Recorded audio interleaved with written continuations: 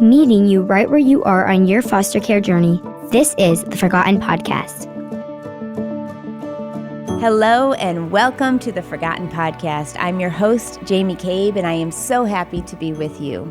If you are part of the foster care community, passionate about serving, or simply interested in learning more, we are here for you. In every episode of this podcast, you're going to hear from men and women who've experienced foster care to one degree or another. They may have grown up in the system, are caseworkers or foster parents, or other people who are here to bring you hope and encouragement. If you enjoy this podcast, please subscribe and share with a friend. Remember, you are not alone. I hope you enjoy the Forgotten Podcast. Well, Leah, hello, my friend. It is a joy to have you on the show today. I want our listeners to know that Leah is one of our own TFI advocates. You might be wondering, what is a TFI advocate? I know for our listeners who have been with us for a long time, you've heard us talk about these wonderful people a lot. But our TFI advocates are men and women who have launched and are leading thriving foster care ministries right where they live. They are bought into this big vision of helping people everywhere support the foster care community and experience Jesus together. And the way they do this, and Leah's going to talk more about this, but is connecting churches to their local foster care agencies so that the church can meet the physical, relational, and spiritual needs of the foster care community. So Leah, I'm so happy to have you on the show today. I really want our listeners to get to know you. In order to do that, we're going to start right here. So you've had a heart for Jesus really from childhood. And even as a young teen, you wanted to adopt, which is not very common. So where do you think this desire came from, and how did it play out as you grew into adulthood?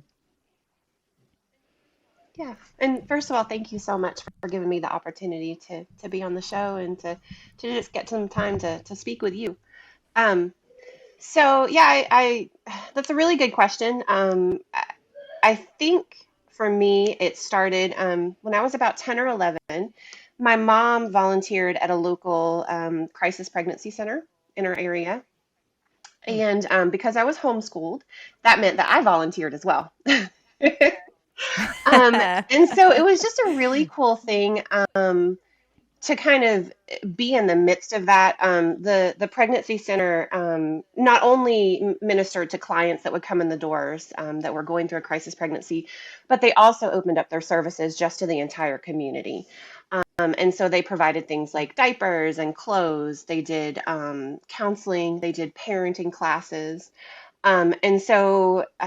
Especially even with the parenting classes, we would have clients that came in, but also people in the community that maybe it was court mandated for them to do the parenting classes because they were working towards reunification. Like at first glance, you wouldn't think maybe a pregnancy center is necessarily the same as a foster care ministry, but there are a lot of parallels. And I think Sure. I got to see that that holistic wraparound ministry that, when they had all of these different ways of helping those families.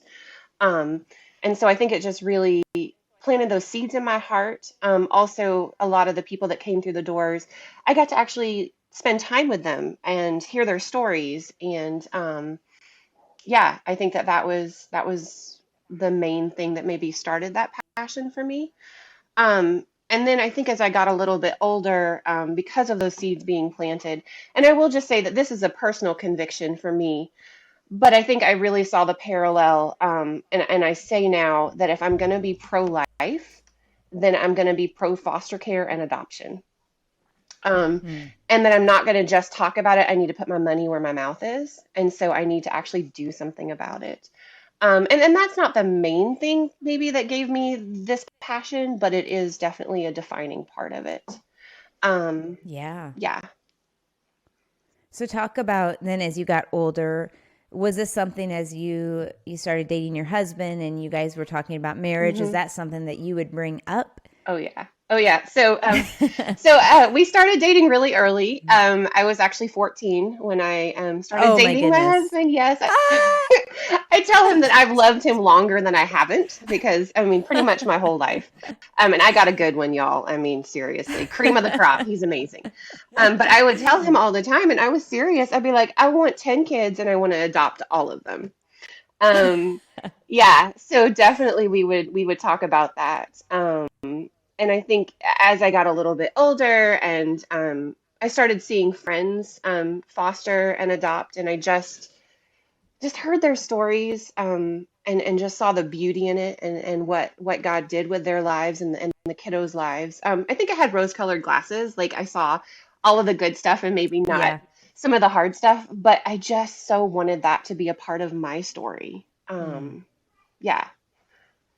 Wow. So then after you got married, did you pursue adoption right away? Like kind of what happened next? Right. So we were married, I guess, probably 8 or 9 years before we started our family. And after our first daughter was born, we started the process of pursuing domestic adoption. But some different circumstances happened. There were some health issues and just a lot of different things that happened. And so we only got maybe a quarter of the way through that process and just really felt like the door to adoption was closed for us. Um, and that was super hard for me because, I had this vision in my mind of what our lives were going to look Mm. like and how our family was going to look. And so, I mean, I really felt like a big dream had Mhm. died. And so there was a lot of, I mean, there was a grieving process for me. And I think part of it because I really felt Oh, like I'm I sure. had this passion. And so if you wanted to be in foster and adoption ministry, then you fostered or you adopted, period. Like, and so I felt like that door was not just closed, it was slammed Mm. shut, right? Like there was no other option for me. Um, but I think Hmm. that God really taught me through that. I don't deny that the passion was God given. I mean, that was 100% him, but I think that Mm. then I took it a step further and assumed I knew how God was going to use that passion, right? Um, yeah, Oh, that's really good. God gives us passion right. sometimes, but then we like to decide now this is how. That's good stuff, Leah. Absolutely. It seems like it'd be nice if it worked that way. If we had the No, bigger picture, but we do yeah. not. So, okay, so go ahead. I just had Well, to and I say that God has a sense of ponder humor, that right? a Like, moment. we think we know the plan, but the longer I walk with the Lord, the more I realize that his ways are not my ways, and his thoughts are not my thoughts, and his plans are not my plans because he has way Mm-hmm. better plans. And so I think just like learning to walk through life with open hands and not just hold tightly to what I think things are supposed to look like. Because if I open my hands, Yeah. then he has that opportunity to fill them with beautiful surprises. Um, and so, yeah. Mm.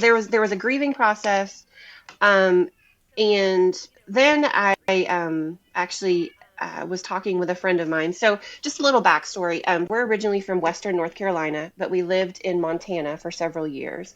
Actually lived on a reservation, and that was the most amazing, oh my goodness, the most amazing thing. But while we were there, I met my friend Autumn, Wow. and she had built her family through biological kids, but she had also fostered and adopted, and just had such a passion for not only her kids, but like the kids in the community. And we were talking, and I was telling her, I'm really struggling with Hmm. this. Like, I really thought that we were going to adopt, and it's not happening. And she said, Leah, there are so many other ways to support the foster care community. And she even talked a little bit about how different people had helped her when she was fostering and adopting. And um, Hmm. it just kind of opened my eyes to like other possibilities. It's like, okay, well, maybe that door is not exactly closed. Maybe it's different, but it's not closed. And so, Hmm. right after that, a gentleman came to our church and he started speaking about a ministry. They needed volunteers, and it's a little bit different than the vision of TFI, but in a nutshell, basically, wanting to connect churches to specifically meet the needs of kids in care, more than anything else. And so myself and two other ladies in our church volunteered. And that was really cool because then my eyes were just opened up to basically, if you have a heart for this, the possibilities are endless. Like there are so many different avenues, different ways, different things you can do. I get so excited thinking about it. I mean, sky's the limit. If you have the passion, then there is a place for you. And so I just love that God brought that into focus. And so got to be a part of that and see God move. And I guess, I mean, there are so many different stories, different God moments. I don't know how much you want me to go into all of the stuff that happened there in Montana, but just to suffice it to say that I got a front row seat to watch God show up and show off in ways that I'd never seen before. And also just felt like this is something I was created to do. Like, this is it. This is, to actually find that place where God wants you to be and to thrive in it is so amazing. So as a part of that, and then God spoke really clearly and said, okay, it's time to move back to North Carolina. And I'm like, Lord, like this ministry just started. Not that they need me. Like they can totally do it without me, but I want to be a part of this. Like, I want to see what else you're going to do. So, I mean, it was a sad time to leave. Super excited to come back here and see what God had. But yeah, so that's a long story. Wow. Well, no, so tell me, how did then, so you Right. moved back to North Carolina. So how did then your paths cross with us at TFI? Here's another long story. So got back to North Carolina, still that passion's burning in my heart.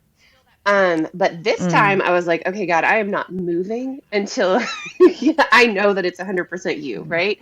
Like I kept on saying, I know that I'm called to this type of ministry, but what does that look like? What does that look like here? And of course, we had a lot of history here, a lot of connections, a lot of family, but just didn't know what that would look like. And so pursued a couple of different options, even worked with another ministry, and they're amazing, but just never really felt like that was it, right? Like I just hadn't heard from God yet. And I'm like, okay, open hands. Like I'm not going to move. So this is kind of a funny story how I came to find TFI. Even started looking at the option of starting a drive. Yeah, I'm sorry. I'm preemptively laughing because this is so crazy to me. I just love it. So God ahead. has such a sense of humor. So our area that we live in does not have any drive-throughs where you can get a good cup of coffee. There are plenty of amazing coffee shops, but you can't just drive through. And so I had this idea. I was like, well, that's a pretty cool business opportunity. What if we did like a drive-through coffee shop, but with the purpose of raising money to support, like maybe help people raise funds when they're adopting, or to be able to finance other foster care ministries. And also to raise awareness in the community about foster care and adoption. So it was like a dual purpose thing. And so I started pursuing that. There again, not sure what God wanted. But one of the things I said is, okay, if we are doing this business to raise money, then I want everything that I do within the business to help the foster care and adoption community. And so I started looking for coffee beans that the proceeds would go to foster care and adoption, which led me to Govana Coffee, which then led me to, because they their proceeds support Life Song for Orphans, right? Which is the umbrella organization for TFI. And so that's how I found TFI, which all of this is absolutely hilarious, Jamie, because I'm not a coffee connoisseur. Like I know that's the part that I'm like, well, to the point, and I'm so sorry to offend any of you coffee lovers out there, but like if I don't have coffee every day, I'm okay. Like I like McDonald's coffee. Oh my goodness. Leah, No, I am offended. I am offended. But it was like I had this passion and I saw this opportunity, so I was like, okay, God, I'll do it. But yeah. So needless to say, the coffee thing fell through. I was not devastated, right? But I found TFI in the process, which is hilarious because I swear the Lord's just up there laughing. He had this whole like jig-jog journey to get me here. I know. Definitely not a straight shot. No, but I love it. Man, Yeah, that's amazing. Okay, so then you found us. right. What drew you to TFI? So a couple of things. I think the first thing, honestly, just from my first encounter with you guys is, and I don't know how else to put it, you ooze the love of Jesus. Like it just oozes out of you guys. And I was so drawn to that. And then I think, you know, man, there are so many different things. Actually, I think the idea of not being alone, that there was support there. There were people to bounce ideas off of. There were people that had already gone before me and had done this before.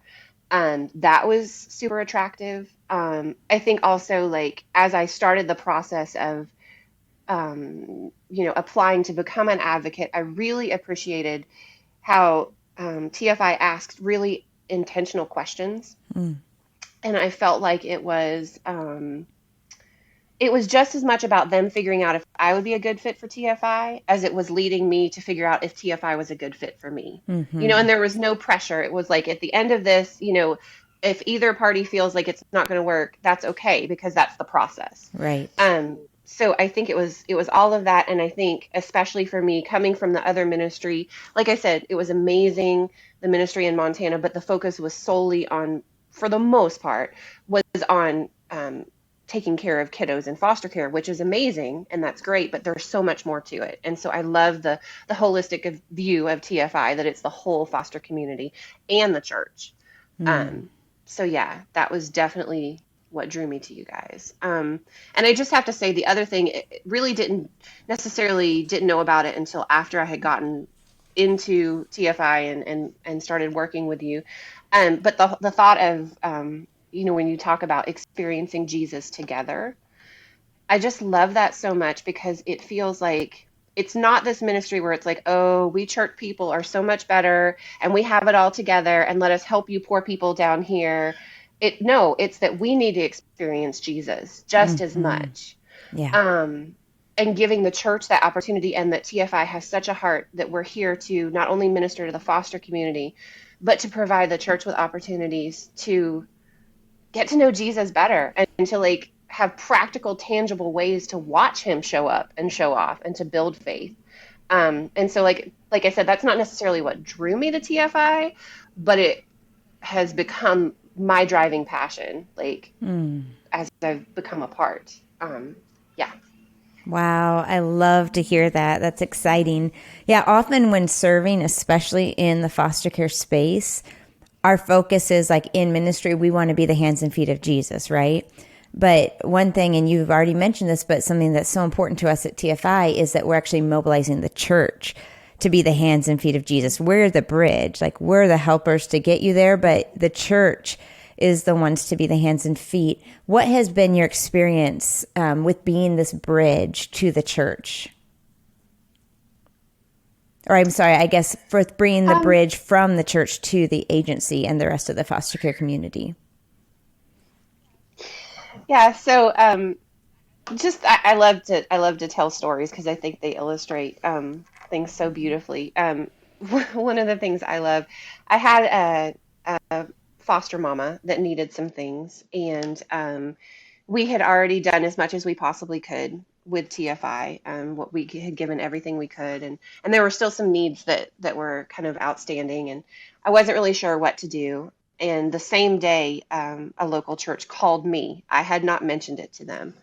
And they said, we have this gift card through a series of events. We had tried to give it to one person and it didn't work out. And we have this gift card in our hands. Like, we want to give it to somebody. Do you have anybody? And I was like, oh my goodness, yes. I have this mom. And I told them about the need. And they said, well, not only are we going to give her the gift card, but I think she needed some maybe some like baby monitors, some video monitors so she could keep an eye on the kiddos. They said, we're going to give her the gift card and also tell her we will buy whatever video monitors she needs. So I got to call this mom up and I said, look, I said, this church came looking for you. I said, I didn't call them and ask them. Like, they came looking for you and this is what they want to do for you. And she broke my heart because she said, are you sure? She said, nobody ever helps us. Are you sure this church really wants to do this? And I said, yes. I said, they are so excited to help you. And so she wanted their address so she could send them a thank you card and everything.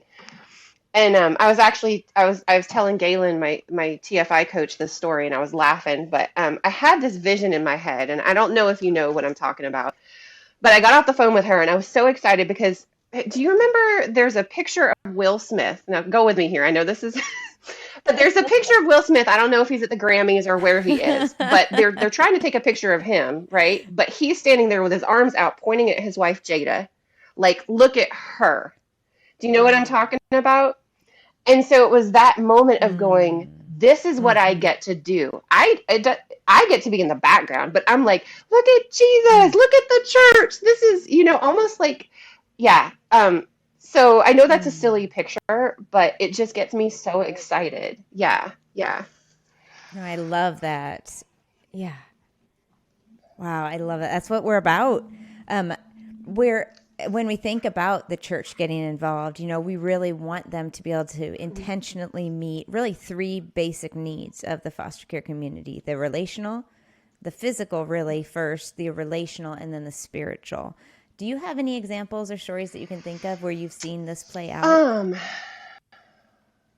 Well, I mean, there again with the physical, I think just another story. We had a foster care mama that her kiddo had needed glasses. Medicaid only paid for one pair of glasses a year, and I guess he had lost them or broken them.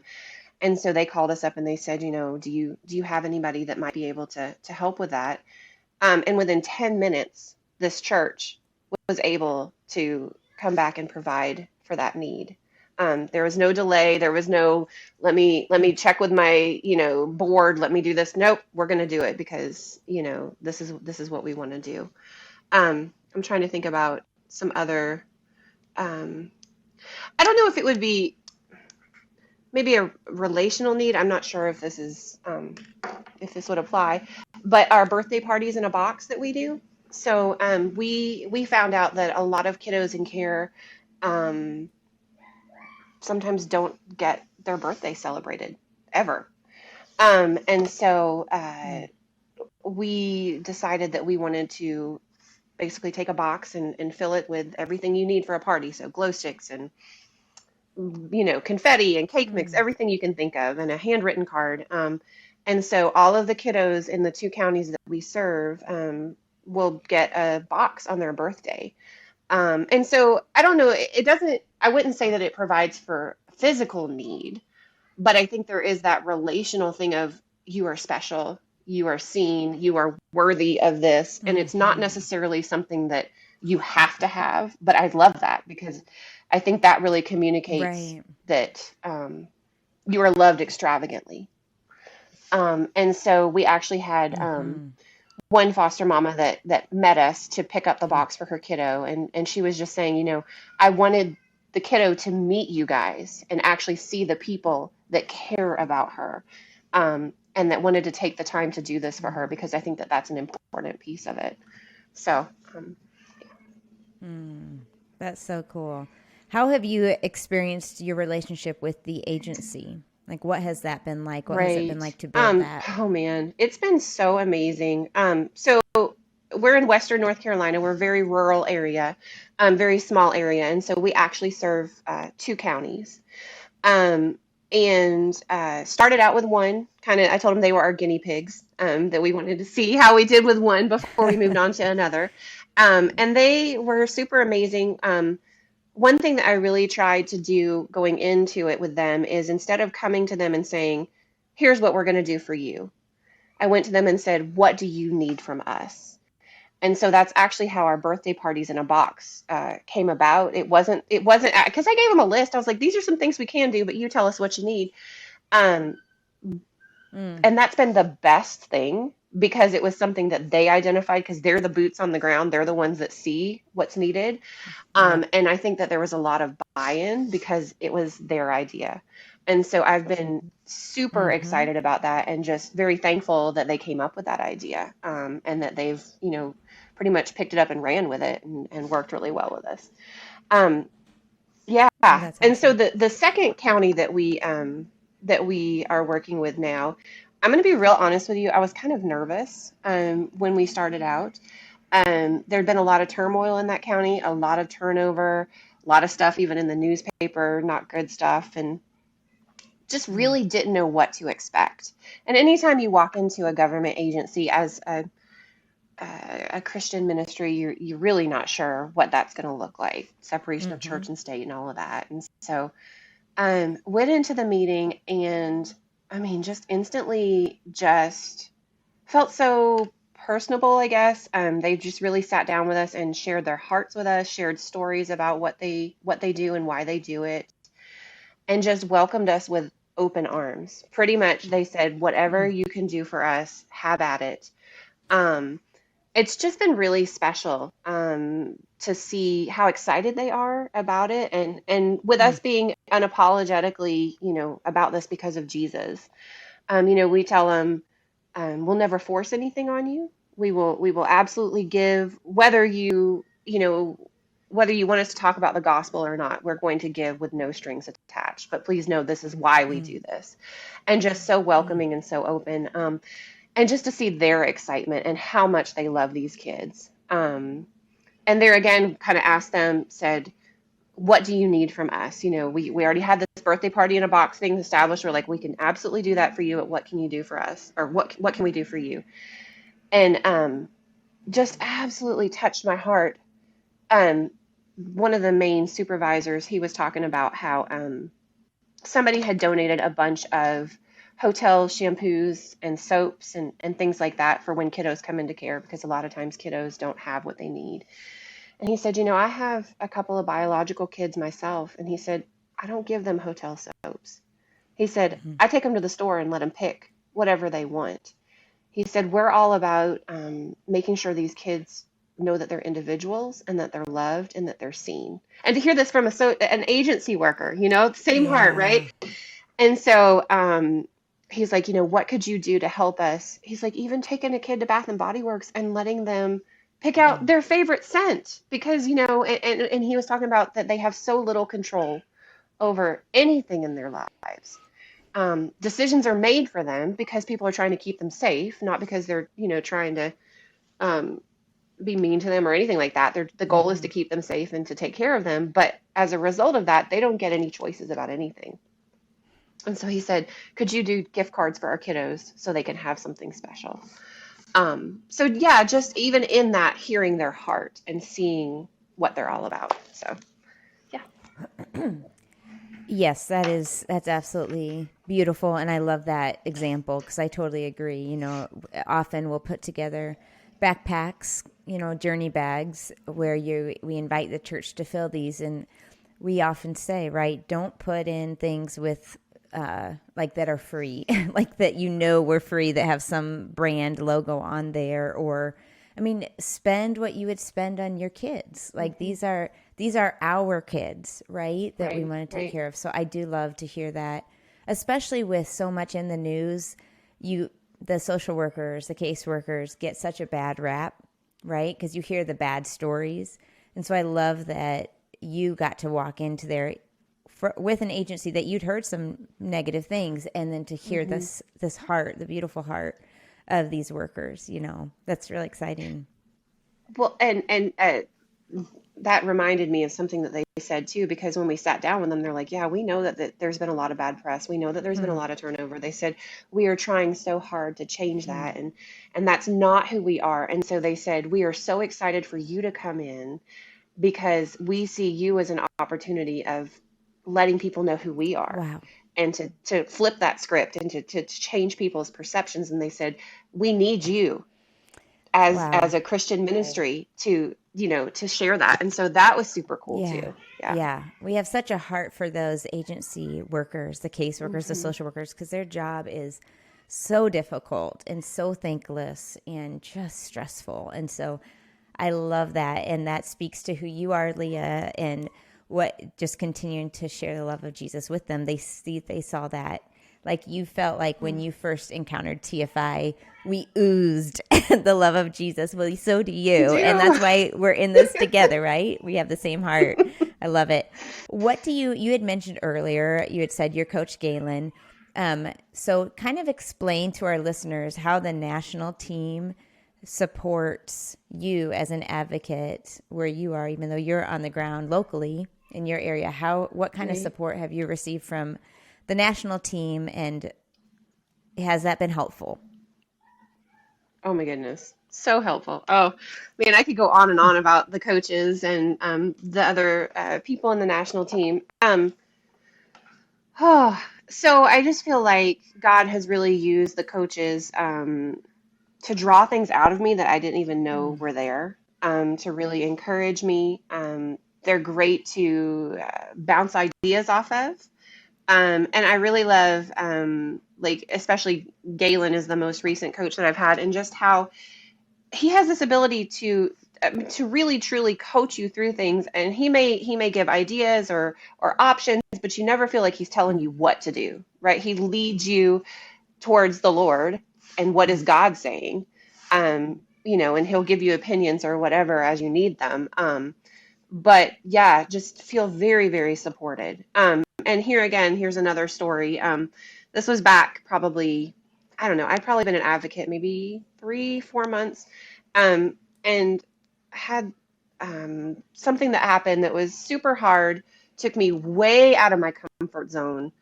Didn't really know how to process it. And so I'm on a Zoom call with one of the coaches, and I am ugly crying. Like, I mean, snot. It was not pretty. And I'm telling her about this, and she's helping me process it and helping me go back to, okay, what does God say about this? Um and and she stops in the middle of it and she says something to me, and it's just really stuck with me. She said, "Leah, I'm going to tell you a secret." She said, "I know that you got into this to love on the foster community." She said, "But our goal here at TFI is, yes, to minister to the foster community and minister to the church." But she said, "One of our goals too is to minister to you and to help you, Leah, grow in your relationship with the Lord." And she said, "This is definitely one of those growing opportunities." I hadn't really thought about that. Like, I knew you guys were there to help me do what I needed to do, but that just had never been a piece for me that I had really consciously thought about. But I can definitely see that fruit in my life. Like, God has used TFI so much, and used the coaches especially to help me grow. And then I really appreciate the office staff that helps with financial uh, receipts and paperwork and things like that. To me, I love that I can just, not have to worry about handling the money piece of things. I say that TFI, it lends credibility, and also accountability, and I love that. And Becky and Sarah have been just so great to be right on top of things and take care of it. And I don't have to worry about it. I can, just send things into them. Um, and then Mitch and Quinn, I'm very thankful for them, just with the creative aspects and helping things look professional, helping me. I just sat down with Quinn a couple weeks ago and just like really brainstormed about an idea I had, but wasn't sure how to make that happen. And so I love that piece as well. Yeah. This makes me so happy. I love hearing that, and that's incredibly encouraging, and I will pass this along to all of them as well. But that's so awesome, and that is our passion, is to serve you and help you grow closer to Jesus, number one, and then as a leader, because that's what you are, and you're developing leaders in your area as you do this work, and as we all work together to run after this vision of helping people everywhere support the foster care community, but most importantly, experience Jesus together. Right. Okay, so you mentioned in the prep work for this interview that kind of through this journey, your journey of just kind of a lot of things you've already shared, but you've become more God conscious than self-conscious, which is beautiful. Talk more about that. Yeah. So, I'm gonna be real raw and real honest with you. I have struggled with being self-conscious and having body image issues since I was a teenager. Struggled with my weight and different things, and Oops. felt like, Say sorry, it cut out. So just start with, you said struggled with my weight and different things, and then you can go from there. yeah, okay, Yeah, so I've struggled with my weight since I was a young teenager. Just a lot of different issues that have stemmed from that. And if I'm being really honest, I think deep down inside, I didn't want to be seen. Kind of felt like a second class citizen. Mm. Felt like um, just not Mm. qualified to be up in front of people. And God has been really working in my heart and doing some amazing things. And so I spot the lie now, Mm. right? Like I see it. And I also spot that that Satan is not creative. And so maybe other people may not struggle with the body image issues, but a lot of people feel disqualified for whatever reason, feel disqualified to do what God's called them to do. Um, so all of that being said, that that that's shown up that God is working in me and healing me and growing me in that aspect. With TFI, I think it's been accelerated. The process has been accelerated. Mm. Like God was already working, but then brought TFI along, especially in the realm of public speaking. Mm. Because that has been such a big fear. I don't want to get up in front of people. And I've even laughed and said that in the body of Christ, I'm a happy armpit. I like not being seen. And everybody laughs, but it's seriously like I don't like being in the spotlight. And like going into this, I knew that public speaking would be a part of it, right? You have to get up in front of the churches and talk about it. And I was okay with it because I'm so Mm. passionate about foster care and foster care ministry. I was willing to do it, but I was still freaked out. And as I've stepped out and as I've faced that fear, I have, instead of being self conscious, I've become more God conscious because He's shown up and He's been faithful. And it's made me realize that it isn't about me, it's about Him. And that's a good thing because it takes the Yes. pressure off. It doesn't have to be about me. We're in worship and I'm praying and I'm like, Jesus, please don't let me screw this up. Like, don't let me be after you spoke. There would be a piece of you that thought it was about you, but that's not there. I don't feel like that. And I even talked to, I think, is it Paul that talks about I'll boast all the more of my weakness because God gets glorified. And so it's like a paradigm shift almost for me that it doesn't have to be about me. It's about Mm. Him. And in that process, because I've been able to step out in faith, I've seen Him show up and people say, what Yes. you said was Yes. really good and I really connected with it. And I'm like, really? Like, because but I laughed and I said the last time I spoke, I got 1 day's Mm. notice and I spoke in front of 100 teenagers. Like I love them, but if and I didn't die. And so I said, I'm still alive, so God is on the throne, and so it's been this huge thing for me, and not just with public speaking, but other things. It's like I'll look at a project, or I'll look at what Wow. we need, or whatever, and I'll think, I Yeah. don't know how this is going to happen, God. You are And it's still like I alive. just have this vision in my head of Jesus standing next to me, and He's got this big grin on His face, and He goes, "Do you think that's hard? Watch this." And then He shows up and shows off. And so, yeah, like I said, I feel like being a part of TFI, God's already been working in my life, but it's just accelerated that Mm. process. Wow. Yeah. What an encouragement. What an encouragement to me personally. And just, I think it's got to be an encouragement to our listeners. Just a reminder of, I love that visual of God just right next to us. I love it. Okay. What have you learned about team and the importance of doing ministry in community? Mm, yeah. So right now it's myself and my cousin Jennifer. She's our coordinator. And so we're a team of two. But I love, oh man, I think she is one of the coolest people. Just has such a passion for foster care and adoption, has actually fostered and adopted. Um, and, because we're cousins, we've known each other our whole Mm. lives. Even when we lived in Montana, we stayed in contact. But being a part of this ministry together, it's just a whole nother level. It's like God's knit our hearts Mm. together. And we're completely different people, completely different giftings, completely different personality types, which is a Mm-hmm. beautiful thing.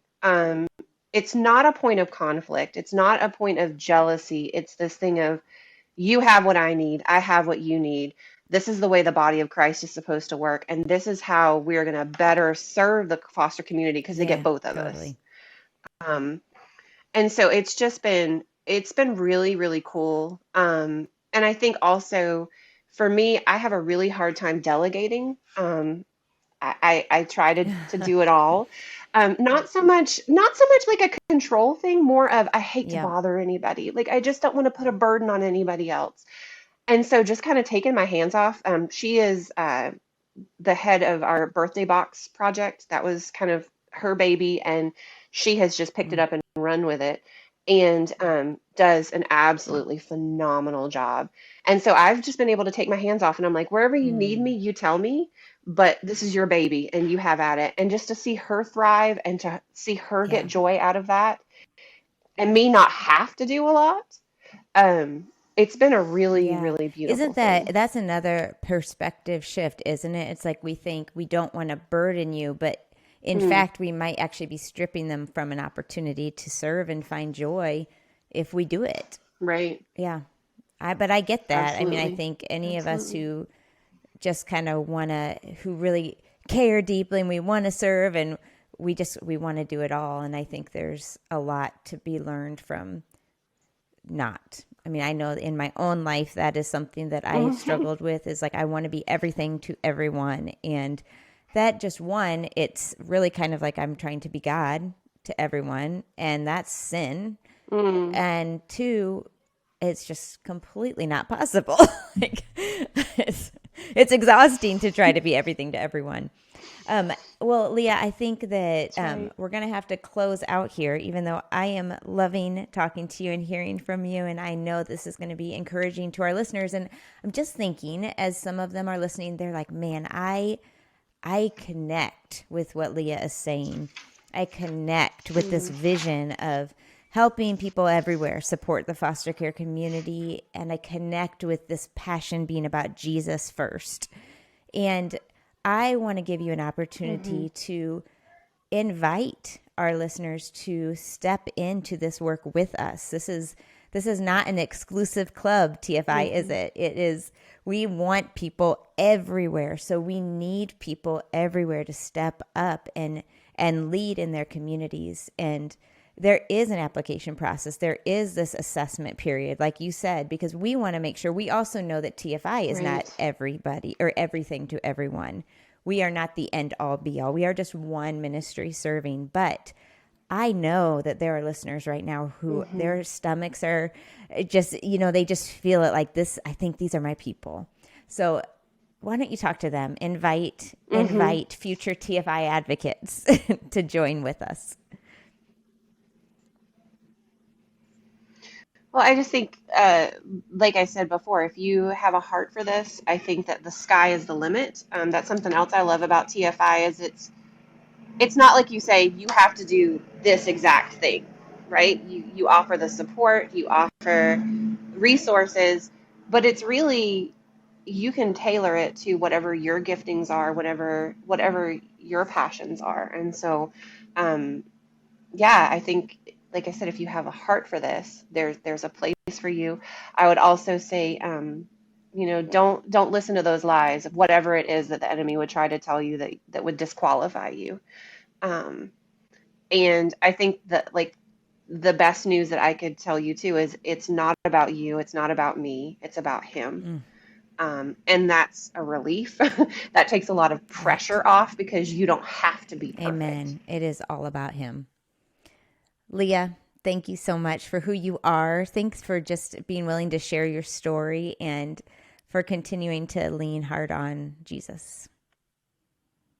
Well, I hope today's episode was an encouragement to you wherever you are on this foster care journey. Now, we want you to stay connected, so be sure to subscribe and turn on notifications so you never miss an episode. Also, we have a ton of great content for you over at theforgotteninitiative.org. Thank you for watching, and I can't wait to see you next time.